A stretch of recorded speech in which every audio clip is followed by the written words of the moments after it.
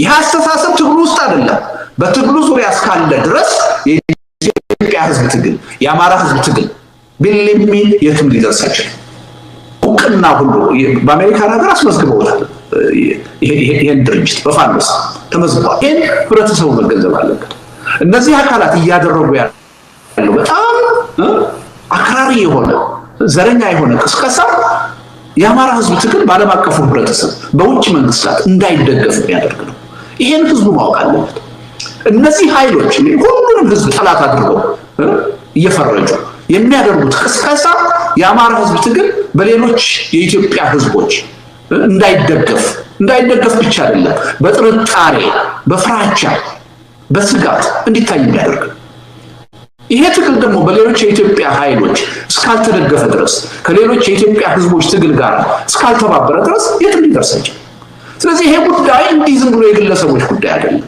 ትልቅ የህዝብና የሀገር ጉዳይ ነው ይሄን ህዝቡ ማወቅ አለበት በትግሉ ዙሪያ ያሉ ተዋናኞች ማወቅ አለባቸው ማወቅ ብቻ አይደለም አውቀውም ደግሞ ታግለው ይሄን መጥፎ አስተሳሰብ ማሸነፍና ከትግሉ ማራቅ አለባቸው ማስወገድ አለባቸው አጠቃላይ የወረቀቴ መንፈስ ይሄን ነው የሚያሳይ ይሄ ትግል ደግሞ እንዲሁ በግለሰቦች በሰዎች ላይ ብቻ አይደለም አሁን የነዚህ ሰዎች ጥቃት ያነጣጥ በሰላማዊነት ላይ ነው በሰላም ላይ ነው ያነጣጣው በምንም ተአምር ስለ ሰላም ማውራት የለባችሁ ስለ ሰላም መነጋገር የለባችሁ በጣም እኮ የሚያሳዝን ነው ሊሆን እንዴት የጥላቻ ንግግር ከኢትዮጵያ ይጥፋ ብላችሁ ትነጋገራላችሁ ብለው እኮ ነው የሆነው አንድ ሁለተኛ ከብሔር አጥር ወጣችሁ ከሌሎች ኢትዮጵያኖች ጋር እንዴት ትገናኛላችሁ ከሌሎች ብሔር የፖለቲካ ሰዎች ጋር እንዴት ቁጭ ብላችሁ ትመክራላችሁ የሚል ይሄ በአንድ በኩል ጸረ ሰላምነት ነው በሌላ በኩል ደግሞ ጸረ የኢትዮጵያ ህዝብ አንድነት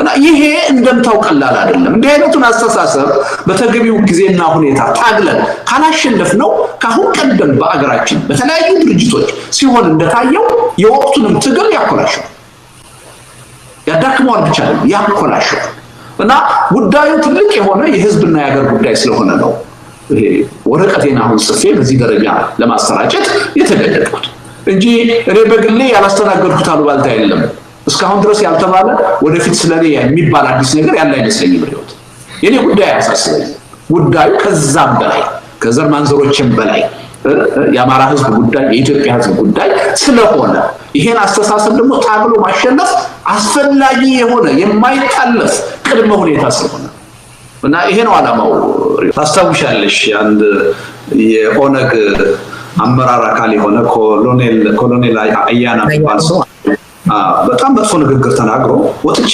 አወገዝኩ ግን አርቲክሉን ጻፍኩበት ታስታውሻለሽ ያኔ የኦሮሞ ብሔርተኞች በኔ ላይ ከፍተኛ ዘመቻ ከፈቱ አሁን እኔን የሚቃወሙ የአማራ ብሔርተኞች ግን በጣም ሄሮ አድርገዋል ተደሰቱ ልክ ነገራው ልካቸው ነገሩ ብለው ሲያደርጉ ነበር ከአሉላ ሰለሞን ጋር ለመጀመሪያ ጊዜ ክርክር ሳደርግ እንደ ሄሮ ተቆጥሬ ያን ንግግሬን እየቆረጡ በየቲክቶኩ ሲጠቀሙበት ካቶቦ በቀለ ገርባ ጋራ ስወያይ ስከራከር እንደ ሄሮ ቆጥረው ያን ንግግሬን እየቆረጡ ይጠቀሙበት ተመልከቱ ተመሳሳይ አይደለም ሪዮት ቅድም እንዳልሽው እስካሁንም ድረስ የነበሩት አገዛዞች አሁንም በስልጣን ላይ ያለው አገዛዝ እነዚህ ሰዎች ያሉት ነገር በኢትዮጵያ ምድር ብሎ ታውቅ ነው በፖለቲካ አመለካከታቸው የተለዩዋቸውን ሰዎች በጠላትነት ፈርጀው ዘራቸው ትውልዳቸው መቋረጥ አለበት እንዳይቀጥል መደረግ አለበት እንደ ናዚ ዘመዶች ብሎ በኢትዮጵያ ምድር የተናገረ ሰው በዚህ መጠን ጄኖሳይድ በድፍረት በኩራት ወጥቶ የተናገረ ሰው ነው ያለክ እነዚህ ሰዎች ሳወግዝ ለነሱ ጀግና ነበር ሄሮ ነበር ከአማራ ተወልደናል የሚሉ ሰዎች ግን እንዲህ አይነት ከዚያም የባሰ ነገር ሲናገሩ እና ሳወግዝ ግን ምንድነው ይሄ የአማራ ህዝብ ጠላት ነኝ ባንዳ ነኝ እንዲህ አይነት ፍረጃ ውስጥ ነው የተገኘው ይሄ እንዴ አማራ ክልል ውስጥ የሚካሄደው ትግል አሁን የሰዎች ትግል ነው በዛ ውስጥ ያሉ እንቅስቃሴ የሚያደርጉ ኃይሎች ሰዎች ናቸው እንደማንኛውም የሰዎች እንቅስቃሴ ስህተት ሊሰሩ ይችላሉ ድክመት ሊኖርባቸው ይችላል ለምን ነው የማይተቹት አሁን ግን የሚፈልገው እነሱ ጣዖት አድርገን እንድናመልክ እንዳንተችን አሁን ይሄ የማይጠይቅ ትውልድ የሚል ርዕስ ይዞ እየወጣ ከፍተኛ የሆነ የስም ማጥፋት ዘመቻ የሚያደርገው ስብስብ ሌሎችን መተቸት አለባቸው መጠየቅ አለባቸው ይላል። እሱ ግን እንዲመለክ ነው የሚፈልገው። ምን ሲሆን ነው እኔን የምትተቹኝ? እኔን የምትተቹኝ ሰዎችማ አሳያችኋለሁ። ቁንጥጫ እኮ አይደለም ይሄ ገና ግልብጫ ነው።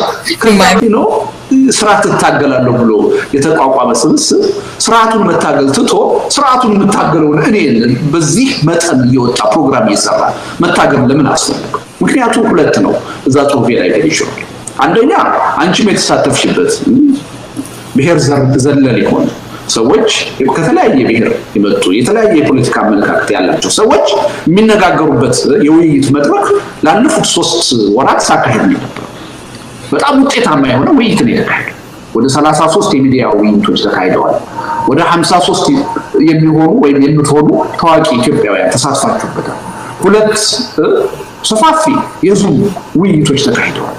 በእነዛ የዙም ውይይቶች ታዋቂ የሆናቸው ሰዎች ንግግር አድርገዋል፣ ሐሳብ አቀረባቸው። ይሄ ለዚህ ስብስብ አልተዋጠለም። ምክንያቱም በምንም ተአምር ኢትዮጵያዊ የሆነ እንቅስቃሴ እንዲፈጠር አይፈልግም። የኢትዮጵያዊነት ጠላት ሆኖ ነው የስብስብ የቆመው። ስለዚህ አንዱ ችግሩ ምንድነው? ይሄ ልደቱ የሚባል ሰውዬ ኢትዮጵያዊነትን እያስተባበረ ነው። ሰዎች ከብሔር ማንነታቸው አልፈው በኢትዮጵያዊነት ለጋራ ህልውና እንዲነጋገሩ እያደረገ ነው። ይሄኛን ይጎዳል ብሎ አምኗል። አንዱ ለዚህ ስብስብ በኔ ላይ ዘመቻ ማድረግ ምክንያት የሆነው ምክንያት ይሄ ነው። ሁለተኛው ራሱ የጠቀሰው ምክንያት አለ። ለምን ፕሮፌሰር ኤፍሬም ይስሐቅ ያዘጋጀው መድረክ ላይ ከነ ፕሮፌሰር እዝቄል ጋቢሳ ጋር ተገናኘ የሚል ቅስቀሳ የተካሄደ በዋና ምክንያትነት የተጠቀሰው እንደው ይሄ ነው። ታስታውሻለሽ? የእናንተን ውይይት መሰረት አድርገው ያቀረቡት ይሄ ነው። አንደኛ ያ ውይይት የጸረ አማራ ውይይት አይደለም። የአማራ ጉዳይ ማልተነሳ። በዛ ውይይት ላይም የፋኖ ተወካይ ጭምር ቀርቧል። ስሙን ያልጠቀስነው ስሙን እንዲጠቀስ ስላልፈለገ ነው። የእንዲህ አይነቶቹም ሰዎች ቅስቀሳ ወይም ስም ማጥፋት ፈርቶ ማለት ነው። በነገሮች ላይ እኔ ባዘጋጀኋቸው መድረኮች ዋና የፋኖ ተወካይና የፋኖ ደጋፊ የሚባሉ ሰዎች ተሳትፈው በብዛት ለሁሉም ነው የተደረገው። በተለየ ሁኔታ ምንም የአማራ ትግል የሚጎዳ ነገር የተነሳበት ሁኔታ የለም። እንደውም የሚጠቅም ነገር ነው፣ የሚያግዝ ነገር ነው እየተደረገ ያለው።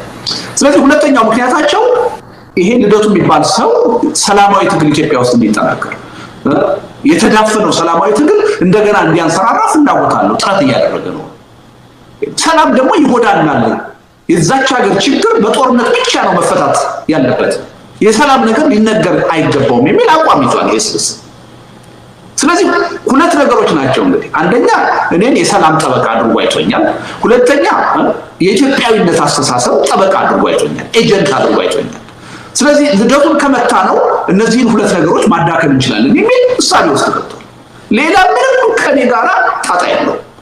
ገዶት አይደለም። አሁን የኔ ደህንነት የዘመድ አዝማዶች ጉዳይ ዋናው ለዚህ አካል እንደዚህ አይነት ቅስቀሳ ምክንያት የሆነው እኔን የሰላምና የኢትዮጵያዊነት አጀንዳ ወኪል አድርጎ በማየት። ስለዚህ ይሄን ሰውዬ ራሱን ብንወቅሰው ብንሰድበው ስሙን ብናጠፋው ዝም አይልም። እስካሁን ዝም እንዳላለ አይተናል። በንብረቱ ካስፈራራ ነው፣ በዘመዶቹ ካስፈራራ ነው ዝም ልናስብለው እንችላለን። ፈርቶ ለነሱ ደህንነት ሲል ከትግሉ ሊርቅ ይችላል ብለው አስበው። ለዚህ ነው አሁን እኔን በሐሳብ ማሸነፍ ሳይችሉ ሲቀሩ በየት መጡ? በንብረቴ በቤት በዘር ማንዘሮች እነሱን በማስፈራራት ዝም እናስብለዋል ብለው አዲስ የአሉባልታ እቅድ ነድፈው ነው የመጡት። አዲስ የጥቃት ስልት ይዘው ነው የመጡት። ስለዚህ እኔ ጋር አይደለም ጠባቸው ከሰላምና ወይም ከሰላማዊነትና ከኢትዮጵያዊ አጀንዳ ነው ነገር በቃ እነዚህ ተናግረዋል እኮ በንግግራቸው። አማራንና ኢትዮጵያ አማራንና ኦሮሞ በአንድ ላይ መታኖር አገር መካነች በቅሎ ነች ብለውታል። እኛና ኦሮሞ ዘይትና ዋነን አብረን ልንኖር ልንቀላቀል አንችልም። ከዚህ በላይ ጸረ አማራነት፣ ከዚህ በላይ ጸረ ኢትዮጵያዊነት እንዴት ከነ ፕሮፌሰር እስኬል ጋቢሳ ጋር ተነቁጭ ብለህ ትነጋገራለህ?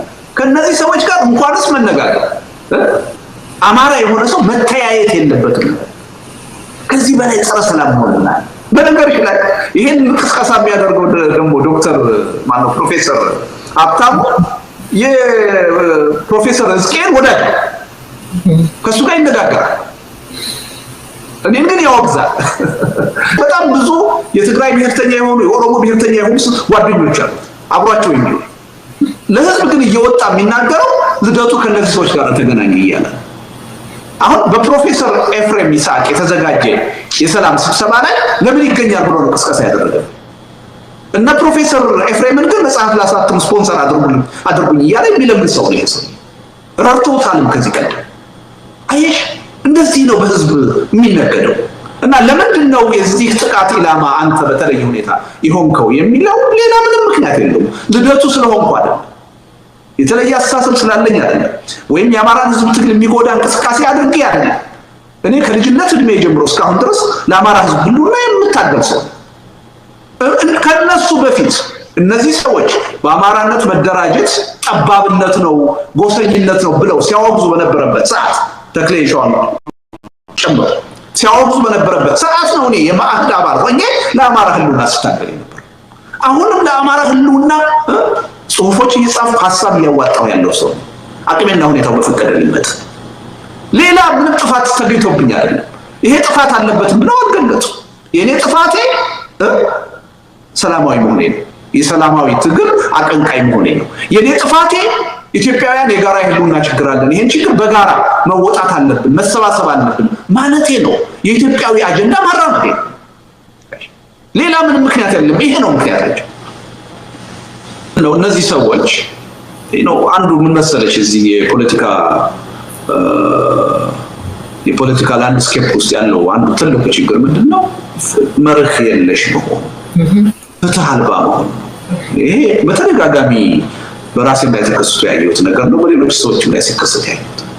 እኔ ማንም ህሊና ያለው ሰው ማለት ነው የፈለገ የማራምደውን የፖለቲካ አመለካከት ሊጠላ ይችላል፣ ላይቀበል ይችላል። ግን አንድ ትልቅ ዩኒቨርሲቲ ውስጥ የሚሰራ ፕሮፌሰር ወጥቶ እስከ 7 ዘር ማንዘሮች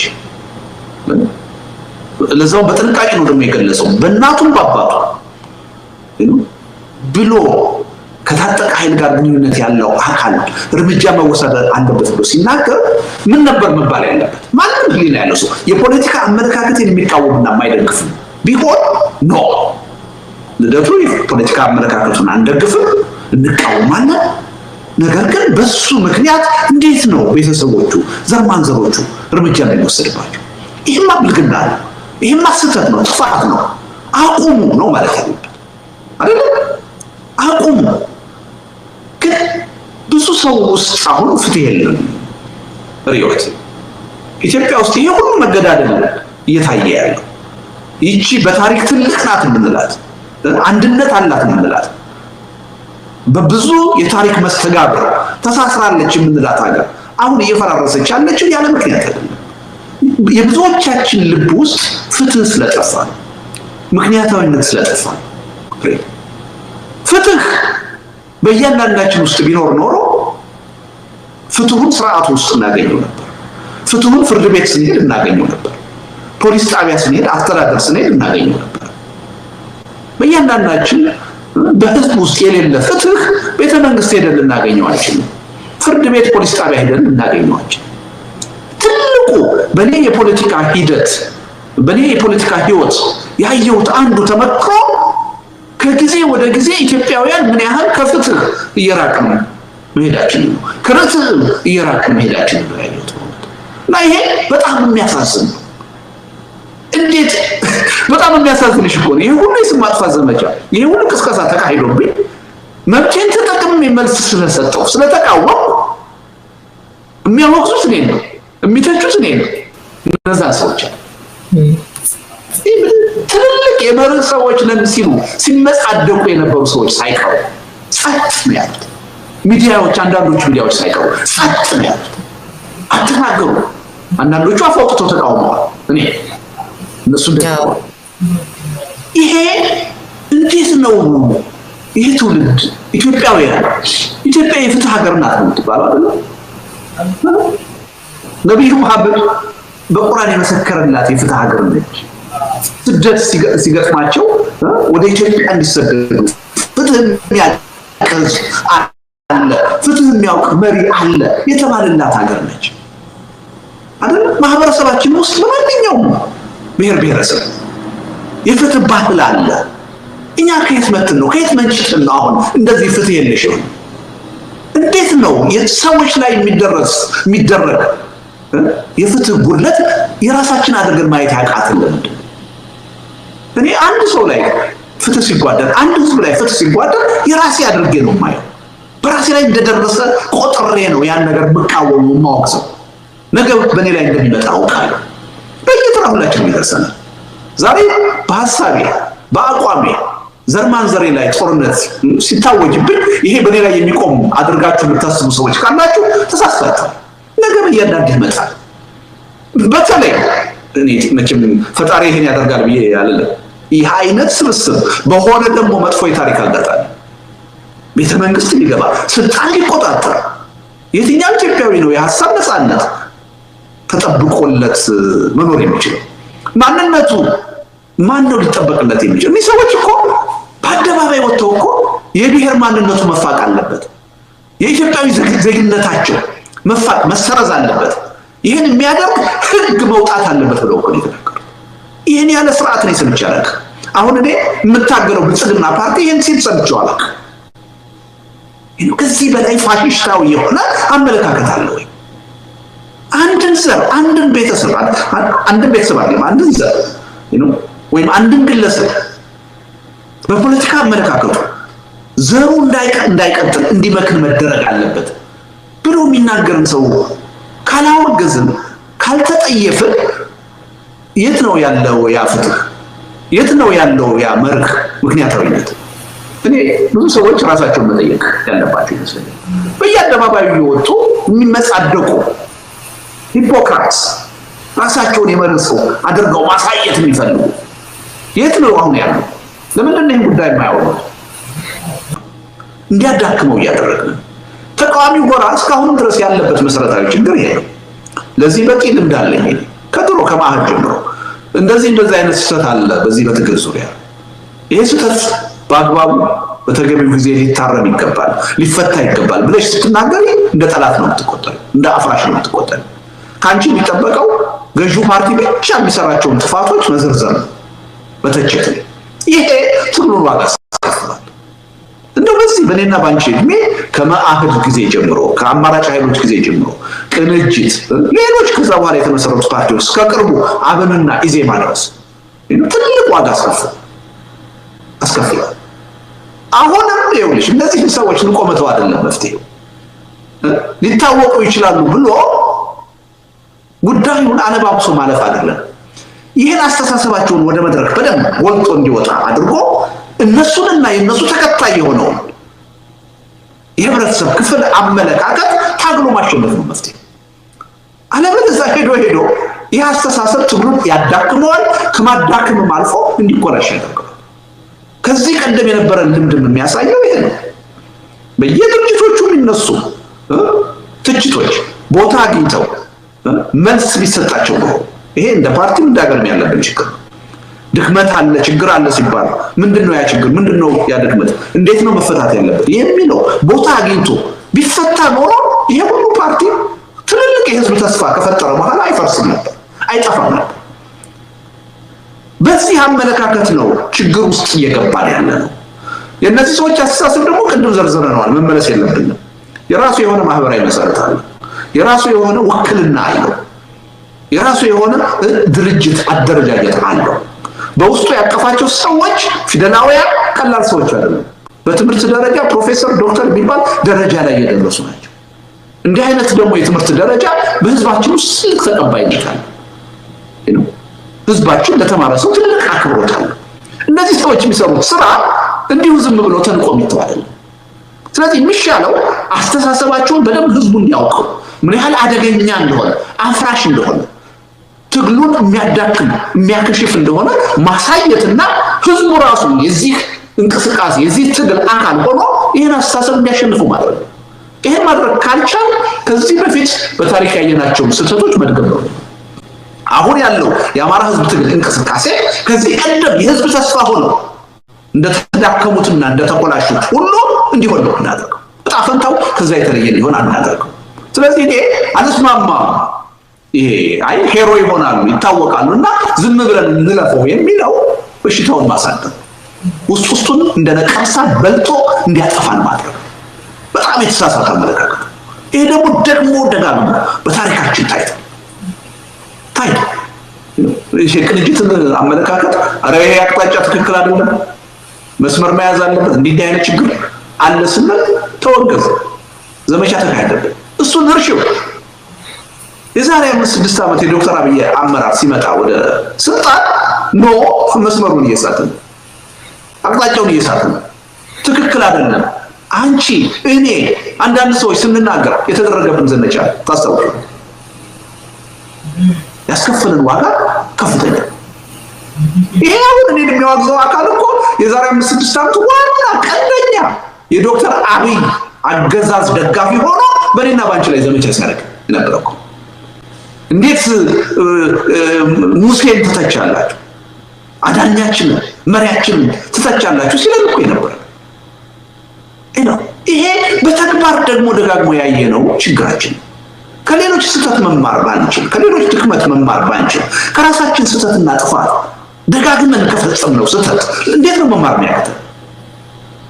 ይሄ ቋት አስቸጋሪ ነገር እና ይሄ አካሄድ እኔ አልደግፈውም ማለት ነው። የማያዋጣ ነው። ይሄ ጥርሳችን ነክሰን ታግለን ልናሸንፈው የሚገባ አስተሳሰብ። ይህ አስተሳሰብ ትግሉ ውስጥ አይደለም በትግሉ ዙሪያ እስካለ ድረስ የኢትዮጵያ ህዝብ ትግል የአማራ ህዝብ ትግል ቢልሚል የትም ሊደርስ አይችልም። ካሁን በፊት ሌሎች የገጠማቸው ጣፈንታ ነው ሊገጥሙ የሚችል እና እኔ የሚያዋጣ አመለካከት አይመስለኝም ያ ማለት ነው። ያው ምልሽ አንዳንዱ ሰው ግራ ይገባዋል። ምን አጥፍተህ ነው ይቅርታ የምትጠይቀው? ያንተ እኮ ችግር አይደለም ይላል። ምን ጥርጥር የለው። ግን ለአንዳንድ ጉዳይ ላይ ይቅርታ የምትጠይቀው አንቺ ስላጠፋሽ አይደለም። አንዳንድ ጊዜ እናያለን እኮ አይደለም የዛሬ 200-300 ዓመት ወይም ከዛ በፊት የሆነ አካል ስላጠፋው ጥፋት እኮ አሁን ላይ ያሉ አንዳንድ መንግስታት ድርጅቶች ይቅርታ ይጠይቃሉ። ያልነበሩ ማለት ነው። እንትናቸውን ለመግለጽ ነው፣ ሲምፓቲያቸውን ለመግለጽ እና እኔ ምልሽ እዚህ ትግል ውስጥ የገባሁት በቃ ትግሉ የሚጠይቀውን ዋጋ ሁሉ ለመክፈል ተዘጋጅቼ ነው። ይሄን ስልሽ መጀመሪያ ላይ ትግል ውስጥ ስገባ እንዲህ አይነት ፍዳ ይደርስብኛል ብዬ አስቤ አይደለም። እንደዛ ብዬ አስቤ አላውቅም። ያው ከመጣም ደግሞ ችግር የሚመጣው ከገዢ ፓርቲ ነው ይመጣል ከምታገለው ብዬ ነው እንጂ ተቃዋሚ ከሆነ ኃይል እንዲህ አይነት ችግር ይገጥመኛል የሚል ሐሳብ አልነበረኝ። ትግሉ ውስጥ ገብቼ መጀመሪያ የተማርኩት ትልቅ ትምህርት ለካስ የፖለቲካ ትግል ውስጥ ሲገባ ከምትታገዩ ገዢ ፓርቲ ጋር ብቻ አይደለም ወይም ከሱ ብቻ አይደለም ጥቃት የሚመጣብሽ እንዳንቺ ስርዓቱን ታገላለሁ ካለም ኃይል ነው የሚለው ነገር ነው በጣም የተማርኩት። እና ያም ሆኖ በሂደት ብዙ ዓመት አሳለፍ የወጣትነት ዘመኔን ነው ለዚህ ትግል የሰጠሁት። በዚህ ትግል ደግሞ ብዙ ሀብት ንብረት አጥቻለሁ። እኔ ወደዚህ ትግል ስገባ ምርጥ የሚባል መኪና አዲስ አበባ ላይ ምነዳ ሰው ነበርኩ። የውጭ ንግድ ከጀመሩ በጣም ጥቂት ሰዎች አንዱ ነበርኩ ያኔ። በዛ ጊዜ ከኔ ጋር ንግድ የጀመሩ ሰዎች ዛሬ ቢሊዮነሮች ናቸው፣ ከሚሊዮን አልፈው። ያን ሁሉ አሳልፌ ነው የሰጠሁት። በህይወቴ ብዙ አምቢሽን ነበረኝ፣ ብዙ ራዕይ ነበረኝ። ያን ሁሉ ለፖለቲካ ትግሉ ነው አሳልፌ የሰጠሁት። ስፖርተኛ ነኝ፣ ራሴን የምጠብቅ ሰው ነኝ። ያም ሆኖ ግን ከፍተኛ የሆነ የጤና ችግር ውስጥ ነው ያለሁት። ይሄ ሁሉ ጤናዬን ያጣሁት በዚህ የትግል ሂደት ነው። ብዙ ነገር አጥቻለሁ እና ከዚህ ሁሉ ሂደት በኋላ በቃ ይሄን የወጣትነት እድሜን ካሳለፍኩ በኋላ ምን እንዳይገጥመኝ የምፈራው ነገር አለ፣ ምን እንዳላጠው የምፈራው ነገር አለ። ስለዚህ ይሄ ትግል ለሚጠይቀው ነገር እስከ መጨረሻው ድረስ ታምኜ መስዋዕትነት መክፈል አለብኝ፣ ዋጋ መክፈል አለብኝ ብዬ ራሴን አሳምኜ የገባው ሰው ነኝ። ስለዚህ ፖለቲካ ውስጥ ነው የገባሁት። ፖለቲካው እጅግ የቆሸሸ ነው። በዚህ ምክንያት ሊደርስብኝ የሚችለው ነገር ሁሉ አመኘበት ነው እየታገልኩ ያለሁት። ግን ሪዮት ከኔ ጋር ዝምድና ለመፍጠር ከኔ ለመፈጠር ዘመድ አዝማድ ሆኖ አቅደው ጠይቀው ያልተወለዱ ሰዎች አንዳንዶችም ከኔ አስተሳሰብ ተቃራኒ ከልቤ ነው እናገር የአማራ ብሔርተኝነት ደጋፊ ሆኖ የፋኖ ደጋፊና አባል ሆኖ ሰዎች ሳይቀር ዘመዶች አሉ ገንዘብ የሚያዋጡ ስማቸውን ጠቅሳቸው ከኔ አመለካከት በተለየ ማለት አንድ ታናሽ ወንድሜ የዛሬ ዓመት ሰምቼ ነግሬሽ እንደሆነ አላውቅም የአማራ ተወላጆችን በፋኖ እንቅስቃሴ ምክንያት እየታደሙ ሲታሰሩ ታናሽ ወንድሜ ታስሮ 9 ወይም 10 ወር ገደማ ታስሮ ነው ቅርብ ጊዜ የተፈታው የፋኖ ደጋፊ ነው ተብሎ እነዚህ ሁሉ ዘመድ አዝማዶችን ከኔ ጋራ ይብራ አመለካከት የማይጋሩ ማለት ነው የማይጋሩ አንዳንዶቹ ይቃወማሉ ሁለቱን ልንገርሽ እኔ የፖለቲካ አመለካከት ከአንዳንድ እህቶቼ ጀምሮ ከእናቴ ከወለደችኝ እናቴ ጀምሮ የማይደግፏል እነዚህ ሁሉ ዘመዶችን ተጠያቂ የሚያደርግ እርምጃ እንዲወሰድባቸው የሚል ዘመቻ ሲከፈት በጣም ያሳዝናል እነዚህ ሰዎች በራሳቸው ምንም ወንጀል ፈጽመው አይደለም ስተፈጽመው አይደለም ለዚህ የተዳረጉት እኔ እዚህ ፖለቲካ ውስጥ ስለተገኘሁ በእኔ ምክንያት ነው እንዲህ አይነት ስጋት ውስጥ ሊገቡ አልተገደሉ ሊሆን ይችላል ግን ከፍተኛ የሆነ የስነልቦና ቀውስ ውስጥ ነው አሁን ያሉት ስጋት ውስጥ ነው ያሉት ለራሳቸው ለልጆቻቸው ያስባሉ አንድ ስሜታዊ የሆነ ሰው በእነዚህ ሰዎች ቅስቀሳ ተታሎ ተሳስቶ እርምጃ ሊወስድባቸው ይችላል እሱ ብቻ አይደለም አገዛዙ እኔ እርምጃ በወስድባቸው በዚህ ሰውዬ ዘመዶች ላይ ሌላ የፋኖ ኃይል ወይ ምናምን ነው የወሰደባቸው ሊባል ይችላል ብሎ ጥቃት ሊፈጽም ይችላል በዚህ ሁሉ ነገር ይሰጋሉ ለዚህ ሁሉ የተጋለጡት እነዚህ ሰዎች ራሳቸው በሰሩት ስራ ላይ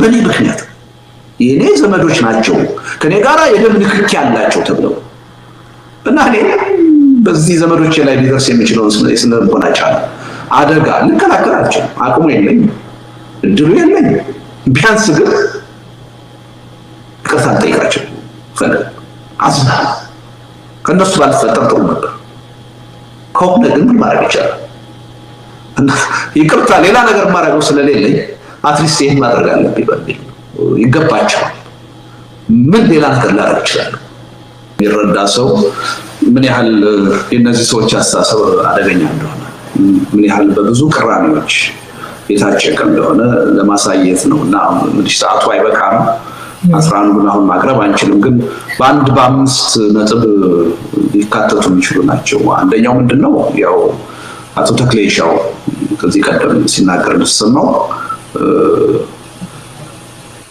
እስከ 7 ዘሩ ድረስ የጠራ የአማራ ደም ወይም ትውልድ የሌለው ሰው የአማራ ትግል መሪ መሆን የለበትም የሚል አቋም ነው እነዚህ ኃይሎች የሚያራምዱት እንግዲህ ይሄን ምን ያህል አደገኛ እንደሆነ መገንዘብ ይኖርብናል እንደው ለመሆኑ እንደው የጠራ ደም ማለት ምን ማለት ነው እንዴት ነው በየትኛው ላቦራቶሪ ነው ተመርምሮ የሚታወቀው የሚለው ወደ ጎን ተጣጣው ይገኛል ወይ አማራ ክልል ውስጥ ከሌሎች ብሔረሰቦች ጥርት ያለ ደም ያለው ያልተነካካ ይገኛል ከኢትዮጵያ ሪያሊቲ በጣም ውጭ የሆነ ነገር አማራ ክልል ውስጥ አገዎች አሉ አርጎባዎች አሉ ኦሮሞዎች አሉ ብዙ ብሔረሰቦች አሉ ከዛ ውጪ አማራ ክልል ያሉት አሁን 4 የቀድሞ ክፍላት ሀገራት ካየናቸው ሁሉም ከኦሮሞ ጋር ይዋሰናሉ ቢያንስ ወሎና ጎንደር ደግሞ ከትግራይ ጋር ይዋሰናሉ ወሎ ከአፋር ጋር ይዋሰናል ሸዋ ከአፋር ጋር ከኦሮሞ ጋር ይዋሰናል እና ይገኛል ወይ የአማራ ትግል መሪ የሚሆን በዚህ ደረጃ አሁንስ በዛ ትግል ውስጥ ያሉ ሰዎች ደማቸው ተመርምሮ በዚህ ደረጃ የጠራ የሚባል የአማራ ደም ኖሯቸው ነው ወይ የአማራ መሪ የሆኑት እነዚህን ሰዎች ስብስብ ውስጥ ያሉ ሰዎችን ጨምሮ እና በዚህ ደረጃ እጅግ አደገኛ የሆነ አቋም ያዘ ስብስብ ነው አንዱ ሁለተኛው በቃ የፖለቲካ ባላንጣዎች ወይም ተቀናቃኞች የሚላቸው ላይ ያወጃቸው አዋጆች አንዱ ማህበራዊ መገለል ሰምተሽ ከሆነ ይሄ መጨረሻ ላይ 9 ሆነው ባደረጉት ውይይት አንደኛው አባል ምንድነው ያለው ማህበራዊ መገለል ሊደረግባቸው ይገባል እንደኔ አይነቶቹ ሰዎች እና ዘርማንዘሮች ከነዚህ ሰዎች ጋር ምንም አይነት አብሮ መብላት መጠጣት መነጋገር ተገቢ አይደለም ብለው ያሉት እንዲህ አይነት አመለካከት አንጸባረቁ የተባሉ ሰዎች ላይ ምን ያህል ከዚህ ቀደም በቁጣ ትችት እንዳቀረበ ታስታውሻለሽ ምን ያህል አሁን ይሄ ኃይል መጥቶ ማህበራዊ መገለል የሚል ስንቱ እንደሚገለል አላውቅም ምክንያቱም አማራ ክልል ከብልጽግና ጋር የሚሰራው ኃይል በቁጥር ቀላል አይደለም በሚሊዮኖች የዚህም ሁሉ ሰው ከነዘመድ አዝማዱ ማህበራዊ መገለል እንዲደረግበት መስበክ ማለት ነው የት ነው የሚያደርሰው ይሄም ትልቅ ግጭት ነው ሌላው እንዲህ አይነት አመለካከት ያላቸው ሰዎች የብሔር ማንነታቸው ኢትዮጵያዊ ዜግነታቸው መቀማት አለበት ይሄን የሚቀማ ህግ መውጣት አለበት እንግዲህ ተመልከች ሐሳብ ነፃነት የመቃወም ነፃነት ሁሉ ገደል ገባ ይሄን ነው የሚለው ከዛም አልፎ ቅድም እንዳልኩሽ እንደ ሂትለር ዘራቸው እንዳይቀጥል እንዲቋረጥ ነበር ይሄን የሚሰማ ሰው ከዚህ ኃይል ጋር እንዴት ነው አብሮ ነው የዚህ ኃይል ደጋፊ እንዴት ነው ሩቅ ያለው እዛው አማራ ክልል ውስጥ ያለ ዜጋ ሌላው ከመሬት ጥያቄ ጋር አንስቶ ከመሬት ጥያቄ ጋር የተነሳው አቋማቸው በጣም አስፈሪ አማራ ክልል ውስጥ ያለው መሬት የአማራ ብሔር የወል መሬት ነው ይሄን ካልሽ በኋላ ከወለጋ ከደቡብ ስለሚፈናቀል አማራ እንዴት ብለሽ ነው ተከራካሪ ነሽ ምትቆም መጤናችሁ ስደተኛ ናችሁ ሰፋሪ ናችሁ መሬታችሁ አይደለም ሙጡ መሬቱ የኛ ነው መባሉ ስናወግዝ ነው ይኖርነው የአማራ ህዝብ ትግል ዋናው መነሻ ይሄ አጀንዳ ነው ጥቃት ዋናነት የደረሰባቸው የዚህ ብሔር ፖለቲካ ሰለባ የሆኑት ከአማራ ክልል ውጪ ያሉ አማሮች ናቸው አሁን ለአማራ ህዝብ ቆርቆራለሁ የሚለው ይሄ ስብስብ መጣና ሌላው ተውትና አማራ ክልል ውስጥ የኛን አመለካከት የማይደግፉ ጠላት ብለን የፈረጅናቸው ሰዎች ንብረት የሰፈረው የአማራ ብሔር የወል መሬት ላይ ስለሆነ መወረስ አለበት እርምጃ ሊወሰድበት ይገባል የሚል አቋም ነው ይሄን ያራመደ አካል የብሔር ፖለቲካን ይቃወማል እንዴት ሊል ይችላል ይሄን ያራመደ አካል አሁን በስራ ላይ ያለውን ህገ መንግስት እንዴት ሊቃወም ይችላል ሌላውና የመጨረሻው በጣም እጅግ አደገኛው ለህዝብ ያላቸው አመለካከት የማንም ህዝብ ትግል ህዝብን እንደ ህዝብ የሚጠላ ከሆነ በጠላትነት የሚፈርጅ ከሆነ አስቀድሞ የተሸነፈ ነው የትም ሊደርስ አይችልም እነዚህ ሰዎች ህዝብን ነው እንደ ህዝብ እየፈረጁ ያሉት የፖለቲካ አመለካከቶችን ወይም ደግሞ የፖለቲካ ኃይሎችን አይደል ሲቀደም ቲፒኤልኤፎች በእንዲህ አይነት ፍረጃ ሲከሰሱ ኦነጎች በእንዲህ አይነት ፍረጃ ሲከሰሱ አትሊስት እናንተ አጣማችሁት ነው እንጂ እኛ ህዝብን አላልንም ገዢውን ማህበረሰብ ነው የፖለቲካ ኃይሎች ነው ያልነው ብለው ለመከላከል ይሞክራሉ ይሄኛው ኃይል ግን በድፍረት በኩራት ወጥቶ ህዝብን ነው በጠላትነት የፈረጀው የትግራይ ህዝብና ህወሓትን ለይተን ማየት የለብንም ልደቱ እነዚህ ሁለት ኃይሎች ለዩ ነው ይያለን ያለው ይሄን ማድረጉ አንዳንነት ነው የትግራይ ህዝብና ወያኔን አንለይም ነው ይያለ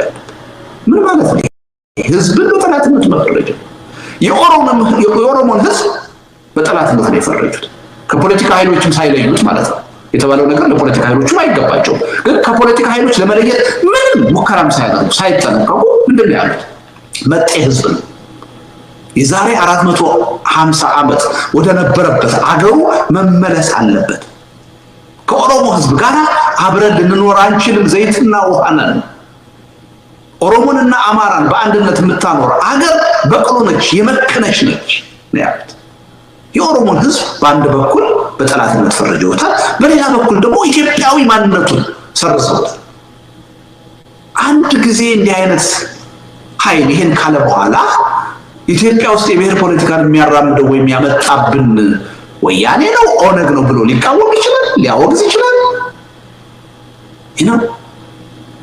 እኛ እንደሌሎቹ ወይም እንደ ህወሓት እንደ ኦነግ ብሔርተኞች የኢትዮጵያን አንድነት ጥያቄ ውስጥ አናስገባም ብሎ ሊመጻደቅ ይችላል ከኦሮሞ ህዝብ ጋር ካልኖር ከትግራይ ህዝብ ጋር ካልኖር ኢትዮጵያ የምትባል ሀገር እኮ አትኖርም። ኢትዮጵያዊነት እኮ የለም።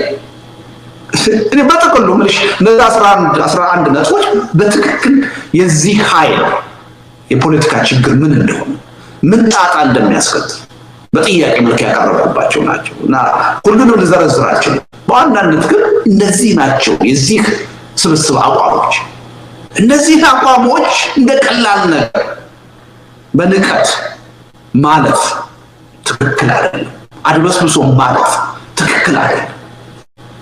እነዚህ አስተሳሰቦች እንደምታ የአማራን ህዝብ ትልቅ ዋጋ ያስከፍላል። የኢትዮጵያን ህዝብ ትልቅ ዋጋ ያስከፍላል። ትግሉን አሸናፊ ያደርግም ብቻ አይደለም። በዛ ቆም ሰየው ነበር። ኢትዮጵያ ውስጥ አሁን እየታየ ያለውን እየተላለቁ የመፈራረስ እንቅስቃሴ የበለጠ አይቀሬ ያደርጋል እና ይሄን ሁኔታ ህብረተሰቡ እንዲረዳው እንዲሁ ዝም ብለን ለመቃወም ብለን እየተቃወምን እንዳልሆነ በጣም አስፈሪ አደገኛ የሆነ ነገር እየመጣ ስለሆነ ነው። ይሄ ኃይል የሚያራምደው ነገር በእርግጥም ሳይደመር ሳይጨመር ፋሽስታዊ መሆኑ ለማሳየት ነው እነዛን 11 ነጥቦች ያቀረብኩት። ሌሎችን ቤተሰቦችን ባካችሁ ተዋቸው፣ ትኩረታችሁን እኔ ላይ አድርጉ። እኔ የፈለገውን ነገር ልታረጉ ትችላላችሁ፣ እቋቋመዋለሁ። ባለቋቋመውና በእናንተ ዘረኛ ቅስቀሳ ምክንያት የፈለገ የንብረት የአካል የህይወት ዋጋ በከፍል መቀበለዋል። የትግሉ አካል አድርጌ ወስጄዋለሁ። ቆይቻለሁ። ጥቃት የሚመጣው ከገዢው ፓርቲ ብቻ እንዳልሆነ ከተቃዋሚም ሊመጣ እንደሚችል ካወቅኩ እኔ ቆይቻለሁ። ይሄን ከተረዳው ቆይቻለሁ። የዛሬ 20 ዓመት የጻፍኩትን የዓለም እርሻ መለስ ብላችሁ ማንበብ ትችላላችሁ። ስለዚህ አንዱ ምን ማጽነው እነዚህ ሰዎች ሊና እንደሌላቸው እንደማይሰሙ አውቃለሁ። ግን እታች ያለው የሚሰማው ሰው ጥንቃቄ እንዲያደርግ የምፈልገው ፕሊዝ ዘመድ አዝማዶችን ተዋቸው። እነሱን አይመለከታቸውም ይሄ ጉዳይ አይመለከታቸውም። በማይመለከታቸው ጉዳይ በፍጹም ተጠቂ መሆን የለባቸው። ስለዚህ ችግር ካለባችሁ ጥቃትን መሰንዘር ካለባችሁ በእኔ ይወሰን። አንዱ ምለው ነገር ይሄ ነው። ሁለተኛው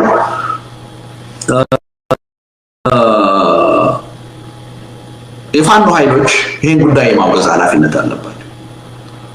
አንዱ የፋኖ ዋና ቃል አቀባይ የጎጃም ዕዝ ቃል አቀባይ አስረስ ማሪ ቅርብ ጊዜ ወጥቶ በዚህ ጉዳይ ላይ አስተያየት ሰጥቷል። የሚናገረውን የሚያውቅ ሰው ነው፣ ፖለቲካ የሚገባው ሰው ነው። በደንብ እረዳለሁ። ይሄ የሰጠው አስተያየት ግን ይሄ ጉዳይ እኛን የሚመለከት ጉዳይ አይደለም፣ የሀብታሙና የልደቱ የግል ጉዳይ ነው ብሎ ነው የሰጠው። ትልቅ ስህተት ነው። በእነዚህ ሰዎች አስተሳሰብ መጠናከር ከማንም በላይ ዋጋ የሚከፍለው መሬት ላይ የህይወት መስዋዕትነት እየከፈለ ያለው ኃይል እስካሁንም እየከፈለ። ስለዚህ ይሄን ጉዳይ አያገባንም ሊል አይችልም። የፋኖ ማንኛውም አመራር አይመለከተንም የግል ጉዳይ ነው ሊል አይችልም። እንደውም ከሁሉም አስቀድሞ ኃላፊነት አለ። ይሄን መረዳት ያስፈልጋል። የጉዳዩ ዋና ባለቤት የሆነው ደግሞ የአማራ ህዝብ እንደዚህ አይነት ሰዎች በትግሉ ውስጥ አይደለም በትግሉ ዙሪያ እስካሉ ድረስ ትግሉ የትም ሊደርስ አይችልም። የበለጠ የአማራ ህዝብ ለባሰ ጥቃት፣ መከራ፣ ዕዳ፣ ፍዳ ይጋለጣል እንጂ ትግሉ ውጤት ላይ ይደርስ አይችልም። ስለዚህ በማንኛውም መስክ ትግል እያደረገ ያለ የአማራ ህብረተሰብ እነዚህን ኃይሎች መነጠል አለበት፣ ማውገዝ አለበት፣ አስተሳሰባቸውን ታግሎ ማሸነፍ አለበት። ሶስተኛ ሌሎች ኢትዮጵያውያኖች እርግጥ ነው ይሄ ኃይል ያራመደ ያለው አካል አስፈሪ አመለካከት አስፈሪ አደገኛ ነው። ይሄ በውስጣችሁ የስሜት መረበሽ ሊፈጥር እንደሚችል ይረዳል። ግን አንድ ሀቅ መረዳት አለባችሁ። ይሄ አስተሳሰብ በምንም ተአምር ከአማራ ስነ ልቦና ከአማራ አስተሳሰብ ጋር መሄድ አይደለም። ከአማራ ከአብዛኛው የፋኖ ኃይል ጋር መሄድ አስተሳሰብ አይደለም። ስለዚህ በእነዚህ ሰዎች አስተሳሰብ ምክንያት በአማራው ህዝብ ላይ የአማራን ህዝብ ሰቆቃ ለማስቆም በሚታገሉ አጠቃላይ ኃይሎች ላይ መጥፎ አመለካከት ሊኖራችሁ አይገባም። በዚህ ረገድ እንዲህ አይነቱ ኃይል እንዲሸነፍ በሚደረገው ትግል ከማንም ጎን እኛ አብረን እንቆማለን፣ እንታገላለን። ይሄ የአማራ ህዝብ አመለካከት አይደለም። ይሄ አብዛኛው ታጋይ አመለካከት አይደለም። ይሄን መረዳት አለባቸው የሚል እምነት አለኝ። ይሄን ነው እኔ ማስተላለፍ የምፈልገው። ከዛ ውጪ እኔን ባስተሳሰብ ማሸነፍ ሳይቻል ሲቀር እንዳልተቻለ ዛሬ አይደለም በተደጋጋሚ ላለፉት 30 ዓመታት ታይቷል። አይ እንዲህ ሊሸነፍ አይችልም በቀላሉ። ስለዚህ በንብረቱ እንምጣበት፣ በዘመድ አዝማዱ ለዘሮቹ እንምጣበት ተብሎ እየተደረገ ያለው ሙከራ ምንም እኔን ከዚህ ትግል አያስወጣኝ። በዚህ አካሄድ ልደቱን እናሸንፋለን ብላችሁ የምታስቡ ሰዎች ካላችሁ እኔን አላወቃችሁኝ፣ ያለፍኩበትንም ታሪክ አታውቁም ማለት ነው። ተስፋ ቁረጡ፣ አትችሉ። አንድ መርህ አለ ከማንኛውም ኢትዮጵያዊ ወገኔ ጋር የፈለገው አይነት የፖለቲካ ቅራኔ ቢኖረኝ ችግሬን ቁጭ ብዬ መነጋገር አለብኝ፣ በውይይት በድርድር መፍታት አለብኝ የሚል ጠንካራ መርህ አለ። ቢያንስ ስለዚህ መርህ መታመን አለብኝ ብዬ ነው ያልኩት። ያን ሐሳቤን አሁን አልቀየረው ፍላጎት ነው። አሁን ይወያይ፣ ፖለቲካ እናውራ፣ እንከራከር፣ ህዝብ ፍርዱን ይስጥ። ማን ነው የአማራ ጠላት፣ ማን ነው የአማራ ወዳጅ? ህዝብ ፍርዱን ይስጥ። በራስሽ ሚዲያ ብቻ እየወጣሽ አሉባልታ በማውራት የሰውን ስም በማጥፋት ዘመቻ ማካሄድ ግን የሚገርምሽ እኮ ነው። ይሉንታ እንትን እኮ የላቸውም፣ ይሄ ስልት እንኳን የላቸውም ሲዋሹ። አሁን በቀደም አንዱ ስሜን ሲያጠፉ የነበሩት እኛ የማህድ አባል ነበርን፣ ማህድን ያፈረሰው ልደቱ ነው እያሉ ማህድ ወደ መያድነት የተቀየረው እኔ ከማህድ ከወጣው 4 ዓመት በኋላ ግን እኛ ነበርን እዛ ውስጥ አብረን ታጋዮች ነበርን። ልደቱን ያፈረሰው እያሉ ነው ስም ያጠፉት። እንደው ምሳሌ ማለት ነው። ይሄን ሁሉ ዘርዝሬ ምልሽ እንጨርሰዋል። እና ሐሳብ አለን ካላችሁ፣ ዕውቀት ካላችሁ፣ ለኢትዮጵያ ሕዝብ ለአማራ ሕዝብ የሚጠቅም ነገር አለን ካላችሁ ኑ ቅረቡ፣ እንወያይ፣ እንከራከር። ሐሳባችን ያንዳችን አሸናፊ ይሆናል። ህዝቡ ፍርዱን ይሰጣል። ይሄን ጥሪም እንደው በዚህ አጋጣሚ ማቅረብ እፈልጋለሁ። ከዛ